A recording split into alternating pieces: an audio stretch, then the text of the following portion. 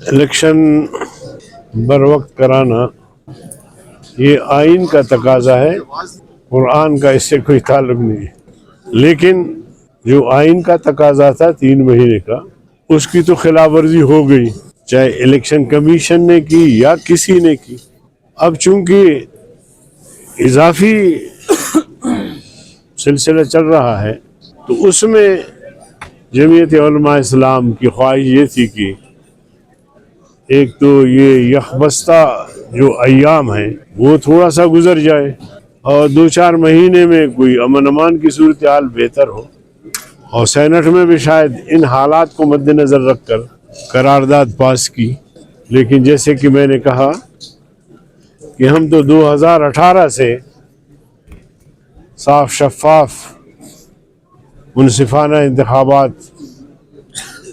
کا مطالبہ کر رہے ہیں، اور اب بھی اس کے لیے ہم پرعزم ہیں اور تیار ہیں۔ میں تو اس بات پہ حیران ہوتا ہوں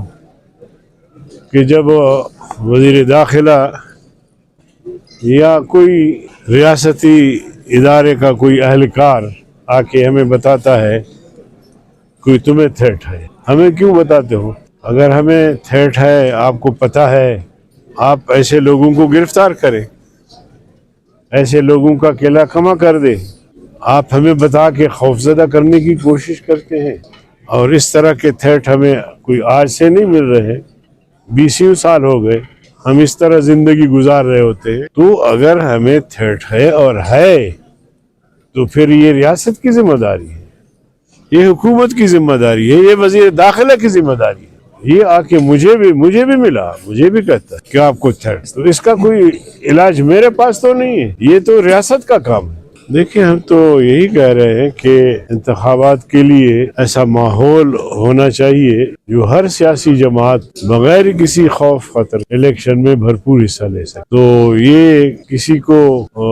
رعایت اور کسی کے لیے مشکلات، تو پھر انگلیاں تو ظاہر اٹھیں گی الیکشن کی کمیشن کی طرف۔ 2018 میں بھی الیکشن ہوئے اور 2018 کے الیکشن کو ہم نے قبول نہیں کیا، لیکن اگر اب بھی ایسی تاریخ دہرائی جائے گی تو میں ابھی سے کہتا ہوں، میں پہلے بھی کہہ چکا ہوں کہ ہم انشاءاللہ سخت مزاحمت کریں گے، اور پھر دیکھیں گے کہ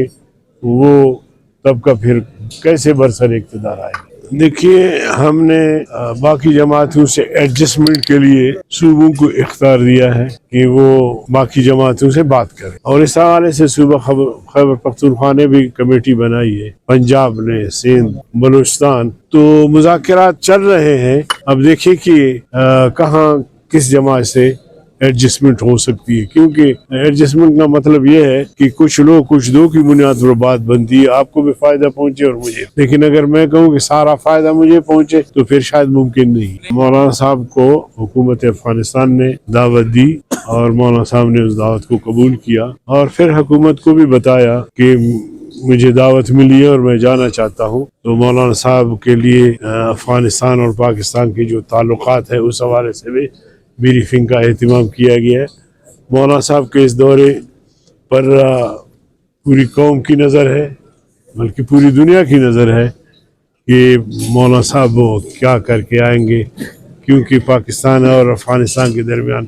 بہرحال کشیدگی ہے، اور اللہ کرے کہ مولانا صاحب اس میں سرخرو ہو اور دونوں ممالک جو ہے وہ شیر و شکر ہو جائے۔